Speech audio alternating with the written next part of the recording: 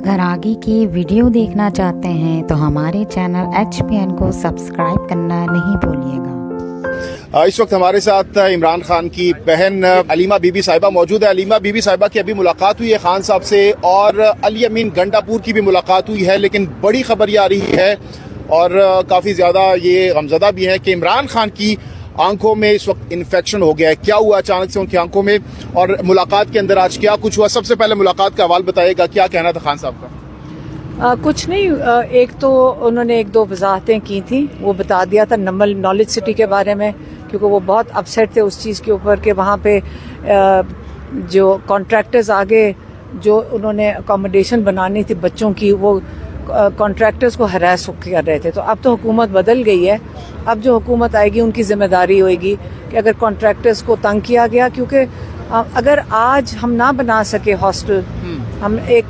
Emergency में बना रहे हैं, तो आगे जो 2 डिपार्टमेंट्स नई चलानी है यूनिवर्सिटी में वो नहीं चला सकेंगे, क्योंकि 200 बच्चों की अकोमोडेशन हमें अगले 4 महीने में बनानी है। तो अगर हम अभी शुरू करेंगे और किसी ने तंग किया, तो अगर उन्होंने तंग किया तो फिर हम पुरजोर एहतजाज नंबर यूनिवर्सिटी के बाहर करेंगे अगर किसी ने हमारे कॉन्ट्रैक्टर्स को तंग किया। तो क्या अहकाम जारी किए गए? क्या एहतजाज के हवाले भी और क्या करेंगे हम? एहतजाज के हवाले से भी चीफ मिनिस्टर के खिलाफ हम एहतजाज करेंगे, क्योंकि उनकी जिम्मेदारी है कि वो कह रहे हैं कि तालीम जहाँ पे 95% बच्चों को, ज़हीन बच्चों को स्कॉलरशिप्स मिल रही हैं और ज़हीन बच्चे आ रहे हैं पूरे पाकिस्तान से, अगर आप उनकी तालीम ये प्रमोट करने के लिए बात कर रहे हैं या उनकी ख़त्म करवा रहे हैं कि यूनिवर्सिटी में बच्चों की आ ही ना सकें, एडमिशन ही ना ले सकें। अली अमीन गंडापुर साहब से बड़ी इंपॉर्टेंट मुलाकात हुई है, इसका क्या एजेंडा? हमारे बात हुई थी, उसका मुझे कुछ नहीं पता।